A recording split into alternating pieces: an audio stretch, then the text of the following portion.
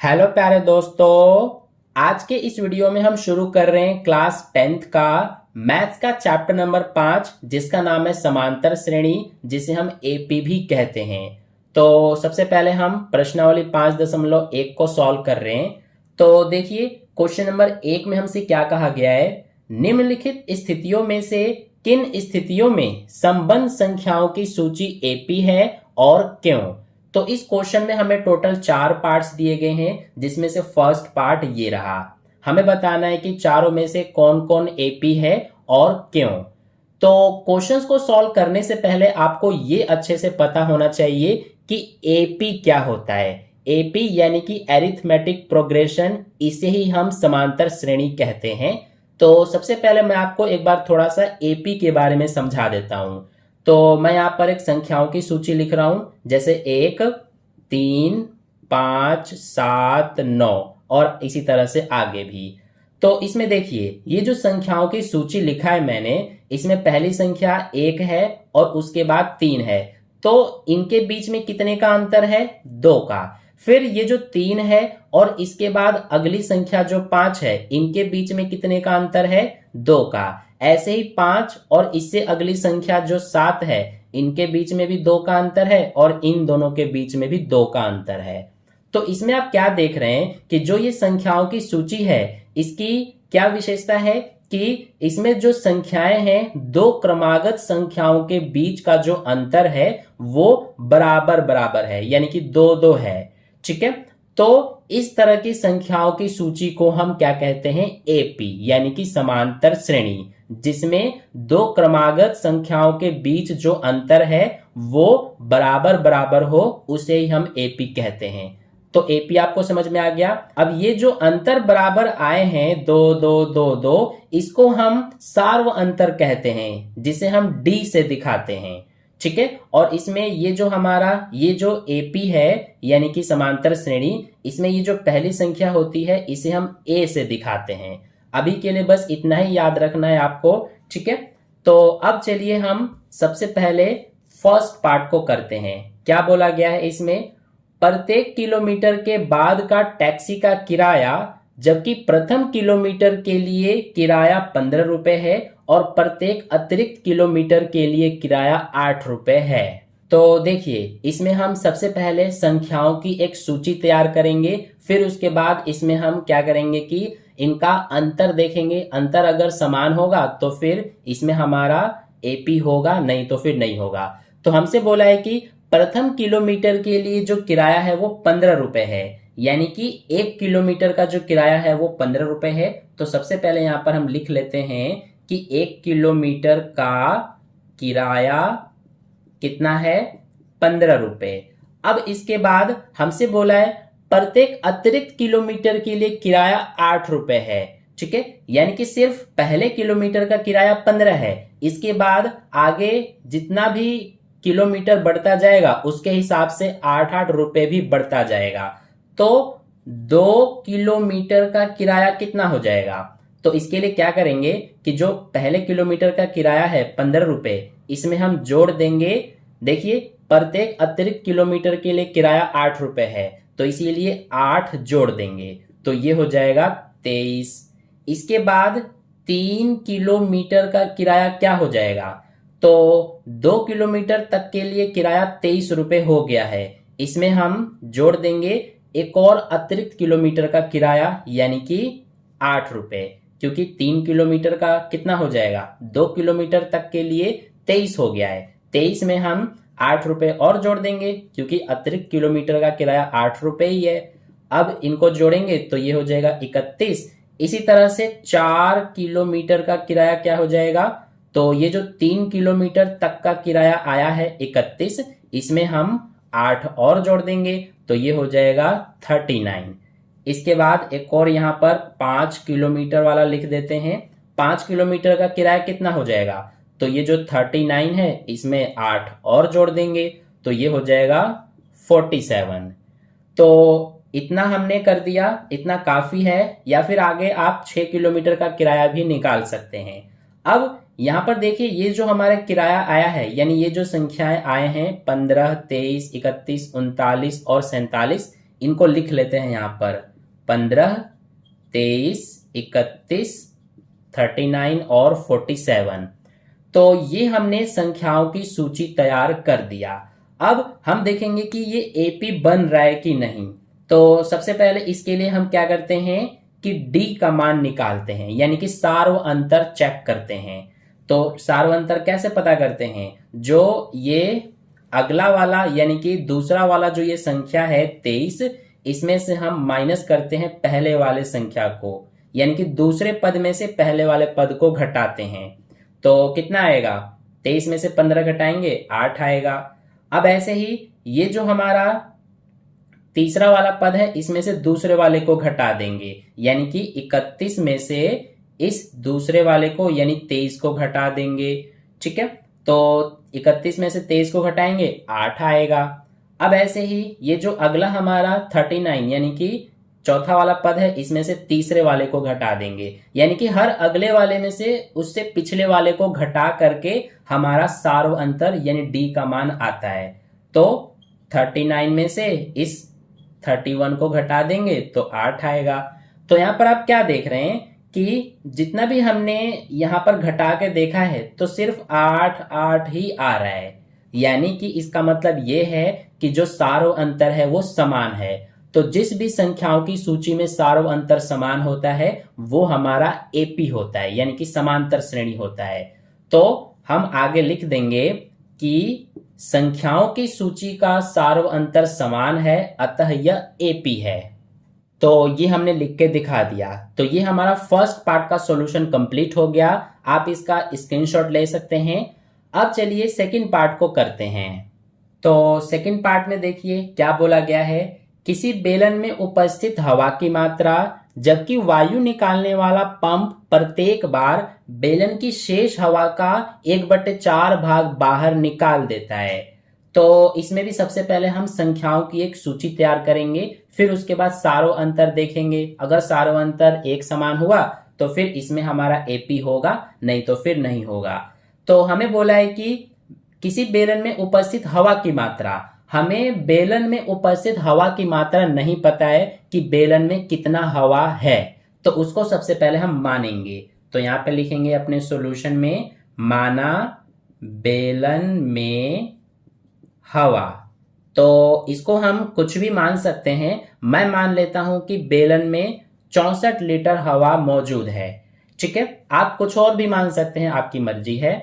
तो अब देखिए, हमसे कहा गया है कि जो एक वायु निकालने वाला पंप है वो प्रत्येक बार बेलन की शेष हवा का 1/4 भाग बाहर निकाल देता है। तो शुरू में बेलन में कितना हवा है? 64 लीटर है। तो इसमें से जो पंप है वो प्रत्येक बार 1/4 भाग बाहर निकाल देता है। तो यानी कि 64 का 1/4 भाग कितना होगा? तो देखिए कैसे निकालेंगे। 64 लिखेंगे, फिर गुणा कर देंगे। कितना भाग बाहर निकल रहा है? 1/4। तो 1/4 का गुणा करेंगे तो ये 4 से एक बार में और ये 16 बार में कटेगा, तो 16 एकम 16 आएगा। यानी कि 64 में से पहले बार यानी कि जो पंप है वो सबसे पहले कितना निकाल रहा है? 16 निकाल रहा है। तो इसीलिए 16 माइनस कर देंगे तो कितना आएगा? ये हमारा आ जाएगा 48, यानी कि 48 यानी 48 लीटर अब बेलन में हवा बच गया। ठीक है, अब इसके बाद फिर से हम क्या करेंगे, अब बेलन में कितना हवा बचा है? 48। तो इसमें से अब माइनस करेंगे इसका 1/4 भाग, यानी कि अब बेलन में सिर्फ इतना हवा है, तो अब इतने में से पंप जो है 1/4 भाग बाहर निकालेगा, क्योंकि हमसे कहा गया शेष हवा का 1/4 भाग। तो शेष इतना बच रहा है अब बेलन में, तो इसका 1/4 भाग बाहर निकलेगा। अब तो हम 48 का 1/4 भाग निकालेंगे, कितना आएगा? तो ये 4 से एक बार में कटेगा और ये 12 बार में कटेगा। तो 12 एकम 12, यानी कि इस बार 12 लीटर जो पंप है वो बेलन में से हवा बाहर निकालेगा। तो इसीलिए 12 माइनस कर देंगे तो ये कितना बचेगा? अब 8 में से 2 6, 4 में से 1 3, यानी कि 36 लीटर अब बेलन में हवा बच गया है। अब इसके बाद हम क्या करेंगे कि बेलन में अब कितना शेष हवा रह गया? 36। तो इसमें से अब माइनस कर देंगे इस 36 का 1/4 भाग। तो 36 का 1/4 देखिए कितना होगा, ये 4 से एक बार में, और ये कितनी बार में कटेगा, 9 बार में। तो 9 एकम 9, यानी कि 9 लीटर इस बार घटाएंगे तो कितना बचेगा अब, 27। ठीक है, तो ये हमारा देखिए सबसे पहले 64 था, फिर 48 बचा, फिर 36 और फिर 27 बचा। तो यही इतना ही हम रहने देते हैं। अब यहां पर लिख देते हैं जो संख्याओं की सूची हमें मिल रहा है। सबसे पहले 64, फिर उसके बाद 48 हुआ, फिर 36 हुआ, फिर 27 हुआ। अब इसके बाद हम देखेंगे कि ये जो संख्याओं की सूची है ये एपी है कि नहीं। तो इसके लिए हम सबसे पहले सार्व अंतर देखेंगे। तो सार्व अंतर कैसे निकालते हैं, दूसरे वाले पद में से पहले वाले को घटाएंगे, यानी कि 48 में से घटाएंगे 64 को, तो कितना बचेगा, ये हमारा 6 और 1। अब देखिए छोटे में से बड़े को घटा रहे हैं तो इसीलिए माइनस आएगा, यानी माइनस का 16 बच रहा है। अब इस तीसरे वाले में से दूसरे को घटा देते हैं, यानी कि 36 में से 48 को घटाएंगे तो ये हमारा बचेगा 12 और माइनस आएगा। तो यहां पर माइनस का 12 आ रहा है। अब देखिए सबसे पहले -16 आया घटाने पर, फिर -12 आया। तो क्या ये एक जैसे हैं, यानी कि समान हैं? नहीं है। तो इसीलिए ये जो संख्याओं की सूची है इसमें हमारा सार्व अंतर समान नहीं है, इसीलिए यह हमारा एपी नहीं है। तो इसीलिए इस तरह से हम लिख देंगे कि सार्व अंतर समान नहीं है, अतः यह एपी नहीं है। ठीक है, तो ये हो गया हमारा सेकंड पार्ट। अब चलिए थर्ड पार्ट को करते हैं। तो थर्ड पार्ट में देखिए क्या बोला गया है, प्रत्येक मीटर की खुदाई के बाद एक कुआं खोदने में आई लागत, जबकि प्रथम मीटर खुदाई की लागत 150 रुपए है और बाद में प्रत्येक मीटर खुदाई की लागत 50 रुपए बढ़ती जाती है। तो इसमें भी सबसे पहले हम संख्याओं की सूची तैयार करेंगे। तो देखिए हमसे कहा गया है कि प्रथम मीटर खुदाई की लागत 150 रुपए है और फिर प्रत्येक मीटर खुदाई की लागत 50 रुपए बढ़ती जाती है, यानी कि सबसे पहले प्रथम मीटर जब उसकी खुदाई होगी तो उसकी लागत 150 रुपए है। फिर उसके बाद जितना ज्यादा खुदाई होते जाएगा तो उसके हिसाब से प्रत्येक मीटर खुदाई की लागत 50 रुपए बढ़ती जाएगी। तो इसीलिए सबसे पहले हम यहाँ पर लिखेंगे कि प्रथम मीटर खुदाई की लागत 150 रुपए है, यानी कि 1 मीटर खुदाई की लागत। ठीक है, तो ये हमारा कितना है, 150 रुपए, यानी कि पहले मीटर खुदाई की लागत 150 है। फिर उसके बाद अब देखिए 2 मीटर खुदाई की लागत कितनी होगी, तो जो पहले मीटर खुदाई की लागत है यानी कि 150, इसमें हमसे बोला है प्रत्येक मीटर खुदाई की लागत 50 रुपए बढ़ती जाती है, तो इसीलिए 50 बढ़ जाएगा 2 मीटर खुदाई की लागत, तो ये हो जाएगा 200। अब ऐसे ही 3 मीटर खुदाई की लागत कितनी होगी, 2 मीटर की 200 हो गई है, तो इसमें 50 और बढ़ जाएगा, तो ये हो जाएगा 250। ऐसे ही 4 मीटर की लागत कितनी हो जाएगी, तो 3 मीटर का 250 है, इसमें और 50 जुड़ जाएगा, तो ये हो जाएगा 300। फिर इसके बाद ऐसे ही 5 मीटर की लागत कितनी होगी, 4 मीटर की 300 है, इसमें 50 और जुड़ जाएगा, तो ये हो जाएगा 350। आगे इसी तरह से और भी आप लिख सकते हैं, लेकिन इतना काफी है। सबसे पहले हमारा है 150 पहले मीटर खुदाई की लागत, फिर दूसरे मीटर तक 200, फिर उसके बाद 250, फिर 300 ये रहा, और फिर 350। अब देखेंगे ये हमारा एपी है कि नहीं। तो सबसे पहले हम सार्व अंतर निकालेंगे, तो इसके लिए दूसरे पद में से पहले वाले को घटा देंगे, तो ये बचेगा 50। ऐसे ही तीसरे वाले में से दूसरे को घटाएंगे, यानी कि 250 में से 200 को, तो 50 ही आएगा। इसी तरह से इस अगले वाले 300 में से पिछले वाले यानी 250 को घटाएंगे, तो यहाँ पर लिख देंगे 300 माइनस 250, तो ये बचेगा 50। ठीक है, तो यहाँ पर आप क्या देख रहे हैं कि ये जो सार्व अंतर है ये एक समान है, यानी कि 50-50 बराबर है। तो इसीलिए यहां पर हम लिख देंगे कि सारव अंतर समान है, अतः यह एपी है। ठीक है, तो ये हो गया हमारा थर्ड पार्ट का सॉल्यूशन कंप्लीट। अब चलिए फोर्थ पार्ट को करते हैं। तो देखिए फोर्थ पार्ट में क्या बोला गया है, खाते में प्रत्येक वर्ष का मिश्र धन जबकि 10,000 रुपए की राशि 8% वार्षिक की दर से चक्रवृद्धि ब्याज पर जमा की जाती है। तो इसमें देखिए सबसे पहले शुरू में कितनी राशि है, यानी कितने रुपए हैं, 10,000 रुपए हैं। तो ये 10,000 रुपए वार्षिक की दर से यानी प्रत्येक वर्ष 8% की दर से चक्रवृद्धि ब्याज पर जमा किए जाते हैं, यानी कि जो ब्याज लग रहा है वो चक्रवृद्धि ब्याज के आधार पर लग रहा है। ठीक है, तो सबसे पहले यहां पर हम लिखेंगे शुरू में कितने रुपए हैं, 10,000 रुपए हैं, यानी कि हम यहां पर लिख देंगे प्रथम राशि। ठीक है, तो ये कितने हैं, 10,000 रुपए हैं।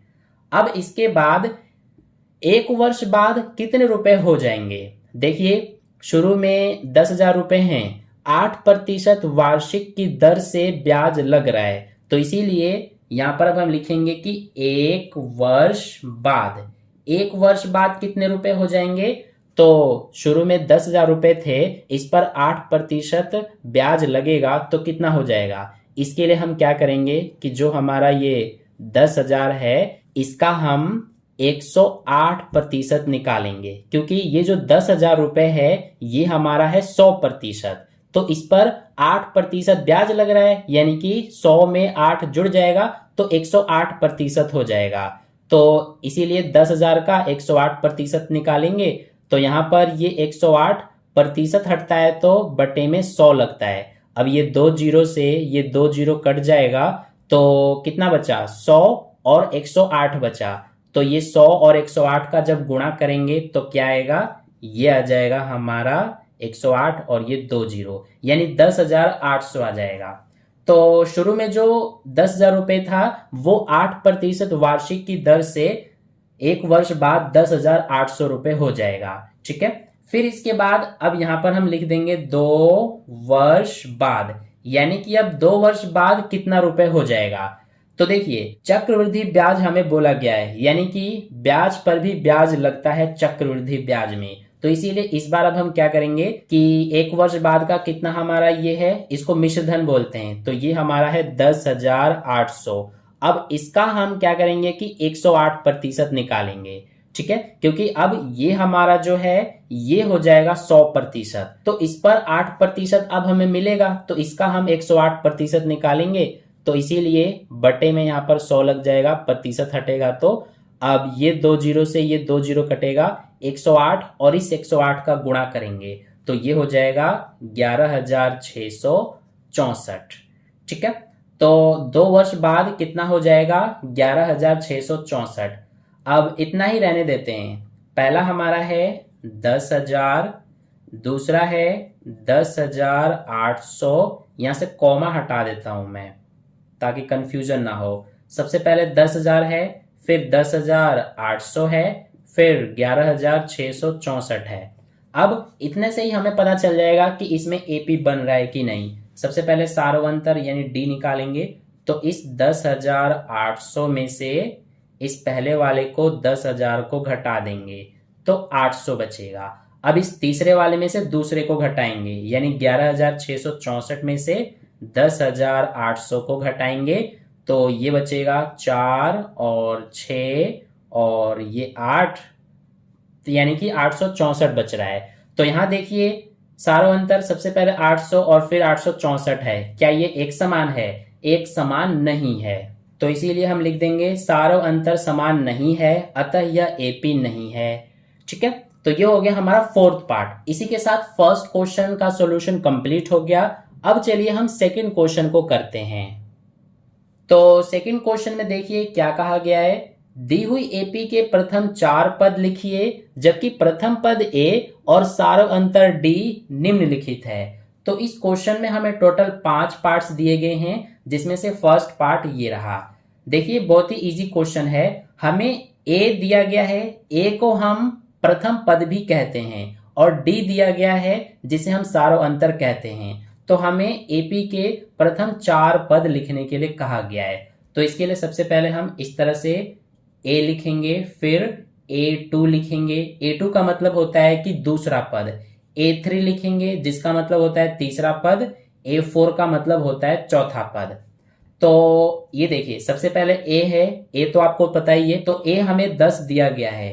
अब a2 यानी कि दूसरा पद कितना होगा, इसके लिए क्या करेंगे हम, सिंपल है कि जो ये प्रथम पद है 10, इसमें हम जोड़ देंगे सारों अंतर को यानी कि d को, तो ये भी 10 है, तो ये हो जाएगा 20। अब इसके बाद a3 यानी कि तीसरा पद के लिए क्या करेंगे हम, कि जो दूसरा पद हमारा 20 है, इसमें हम जोड़ देंगे सारों अंतर यानी कि 10, तो ये हो जाएगा 30।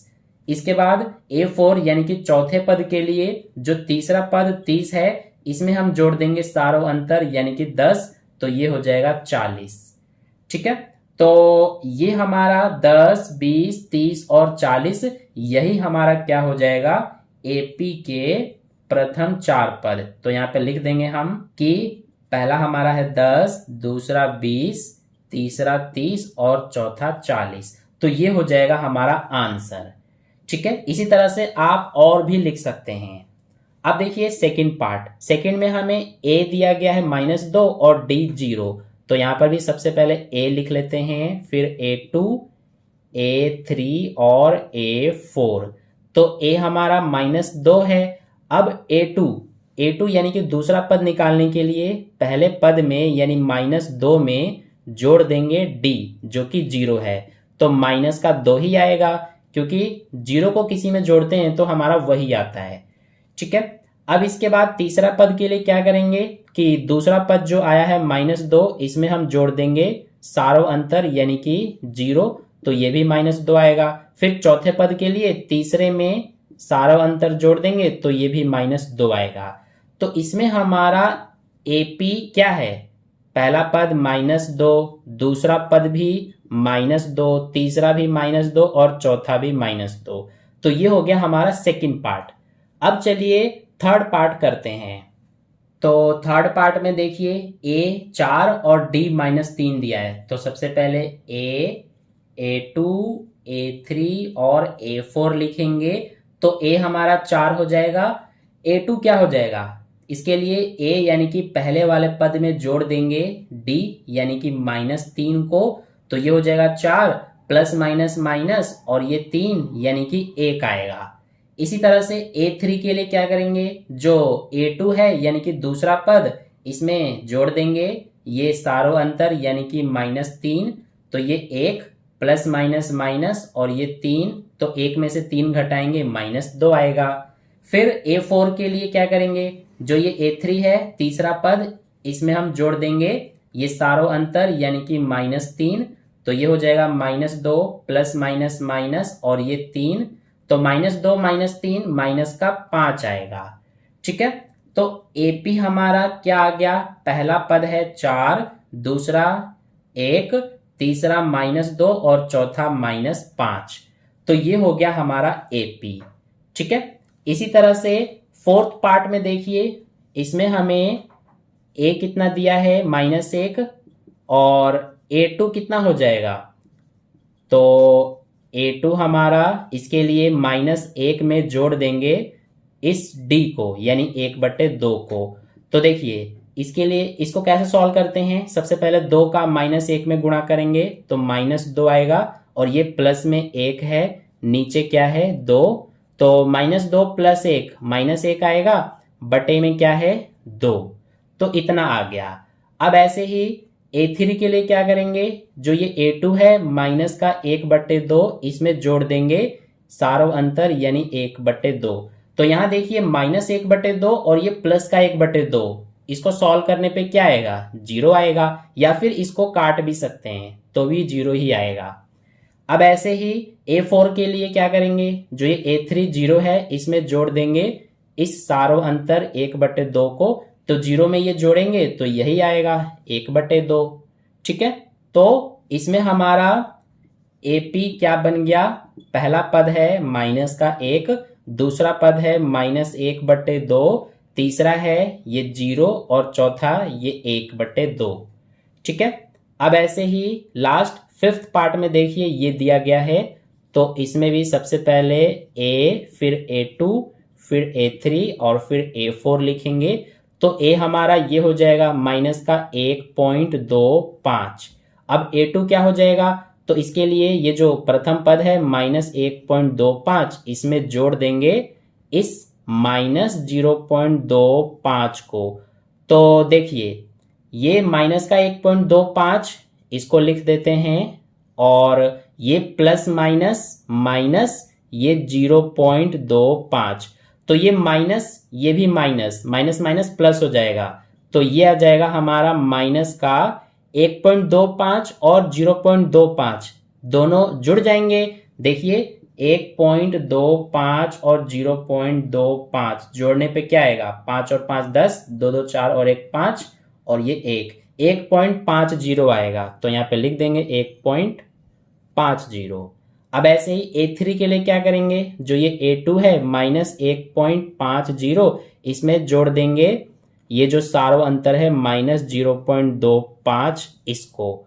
तो कितना आएगा, ये देखिए ये माइनस 1.50, ये प्लस माइनस माइनस 0.25, तो ये भी माइनस ये भी माइनस माइनस माइनस प्लस दोनों को जोड़ेंगे तो 1.75 आएगा, और ये बड़ा माइनस में है तो माइनस भी आएगा। अब A4 के लिए ये जो A3 है माइनस 1.75, इसमें जोड़ देंगे सारों अंतर यानी माइनस 0.25 को। तो ये माइनस 1.75 प्लस माइनस माइनस 0.25, इन दोनों को जोड़ेंगे ना तो ये आ जाएगा, देखिए 1.75 0.25 2.0 आ जाएगा, बड़ा माइनस में है तो माइनस आएगा। तो AP हमारा क्या बनेगा, अब पहला पद है माइनस का 1.25, दूसरा है ये रहा माइनस का 1.50, तीसरा ये रहा माइनस का 1.75, और चौथा पद ये रहा माइनस का 2.0। यहां से आप पॉइंट के बाद 0 को हटा भी सकते हैं, सिर्फ -2 भी लिख सकते हैं। तो ये हो गया हमारा फिफ्थ पार्ट। तो इस तरह से हमने सेकंड क्वेश्चन को कर लिया। अब चलिए थर्ड क्वेश्चन को करते हैं। तो थर्ड क्वेश्चन में देखिए क्या बोला गया है, निम्नलिखित में से प्रत्येक AP के लिए प्रथम पद तथा सारों अंतर लिखिए। तो पहला पार्ट में हमें ये AP दिया गया है, इसका हमें प्रथम पद और सारों अंतर लिखना है। प्रथम पद को हम A भी तो कहते हैं, तो यहाँ पर हम प्रथम पद लिखने की जगह A भी लिख सकते हैं। तो प्रथम पद क्या होता है, ये देखिए ये होता है प्रथम पद जो कि 3 है, तो हम यहाँ पे 3 लिख देंगे। और सारों अंतर को हम D लिख कर भी दिखाते हैं। तो सारों अंतर कैसे निकालते हैं, दूसरे पद में से पहले वाले को घटा देंगे, तो 1 में से 3 घटाएंगे -2 आएगा। तो ये आ गया प्रथम पद और ये सारों अंतर। ऐसे ही सेकंड में, तो इसमें हमारा प्रथम पद ये हो जाएगा -5, और सारों अंतर क्या हो जाएगा, इसके लिए दूसरे पद में से घटा देंगे पहले वाले पद को। तो ये -1 माइनस माइनस +5, इसको सॉल्व करेंगे तो 4 आएगा। ऐसे ही तीसरे में देखिए प्रथम पद हो जाएगा 1/3, और सारों अंतर हो जाएगा इस दूसरे में से इस पहले वाले को घटा देंगे। तो देखिए नीचे एक जैसे हैं, तो इसीलिए इसको एक बार लिखते हैं, ऊपर वाले को घटा देते हैं, तो 4/3 आएगा। इसमें A हो जाएगा 0.6 और D हो जाएगा इस दूसरे में से पहले वाले को घटा देंगे, तो 1.7 में से 0.6 घटाएंगे तो 1.1 आएगा। तो ये हो गया हमारा थर्ड क्वेश्चन, ठीक है। तो इसके बाद अब सिर्फ एक क्वेश्चन रह गया, क्वेश्चन नंबर 4, जो कि थोड़ा सा बड़ा है, इसीलिए उसको हम अगली वीडियो में करेंगे। इतना आपको समझ में आ गया तो वीडियो को लाइक कर देना, अपने दोस्तों के साथ भी शेयर कर देना, और चैनल को सब्सक्राइब नहीं किया है तो चैनल को सब्सक्राइब कर लेना और बेल आइकन को प्रेस कर लेना, ताकि अगली वीडियो जैसे ही अपलोड की जाए सबसे पहले आप तक पहुंच जाए। तो मिलते हैं फिर नेक्स्ट वीडियो में, तब तक के लिए बाय बाय।